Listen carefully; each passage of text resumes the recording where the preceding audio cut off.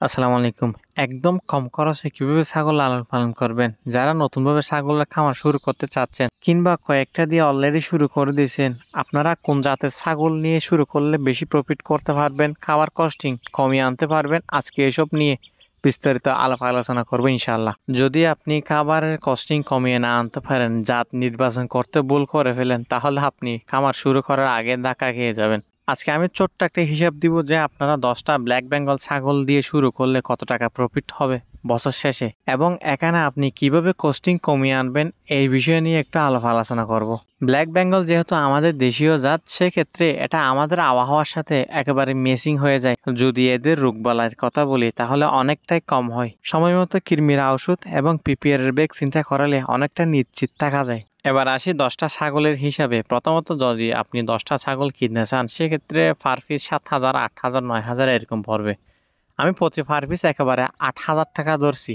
যদি 8,000 টাকা ধরি তাহলে মনে করেন যে 80,000 টাকা। আর আপনার ছোট্ট একটা সেট করতে হবে, ওইখানে মনে করেন 20,000 টাকা। আপনি যদি 10টা ছাগল লালন পালন করতে চান, প্রাথমিকভাবে আপনার 1 লক্ষ টাকা লাগবে। শুধু 1 লক্ষ টাকা দিয়ে যদি কি আপনি খামার শুরু করেন তাহলে হবে? অন্যান্য আদার্স খরচগুলো ধরি, যেমন ধরেন ব্রিডার।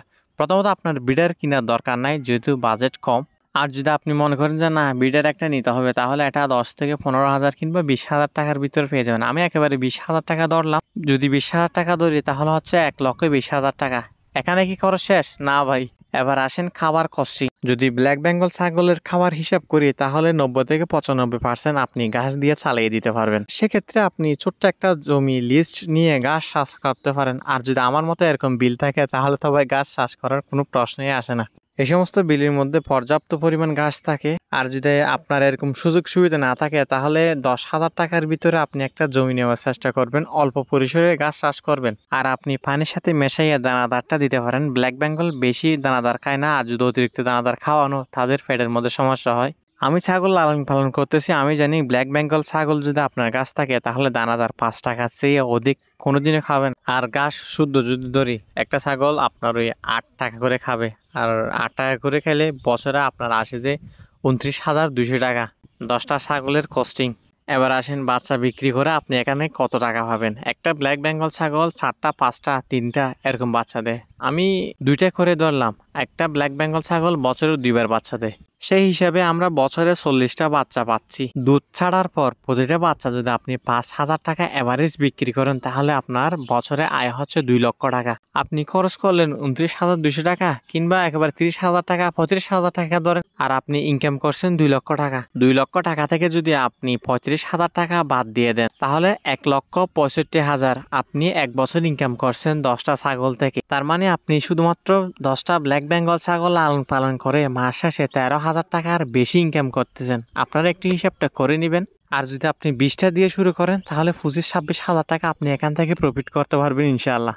আপনি যদি 40-50টা ছাগল দিয়ে যদি খামার শুরু করেন কিংবা খামার পরিচালনা করেন, আমি এতটুকু বিশ্বাসের সাথে বলতে পারি যে আপনি 40 থেকে 50,000 টাকা মান্থলি এখান থেকে ইনশাল্লাহ ইনকাম করতে পারবে। আর একটা কথা আমি বলতে ভুলে গেছি, সেটা হচ্ছে ছাগলের গোবর। এক বস্তা ছাগলের গোবরের বাজার মূল্য হচ্ছে 200 থেকে 300 টাকা। 200 টাকা দামে যদি আপনি 100 বস্তা তৈরি করতে পারেন তাহলে 91,000 টাকা আপনি মানে একটা আউট ইনকাম এখান থেকে আপনার ঢুকবে আর কি।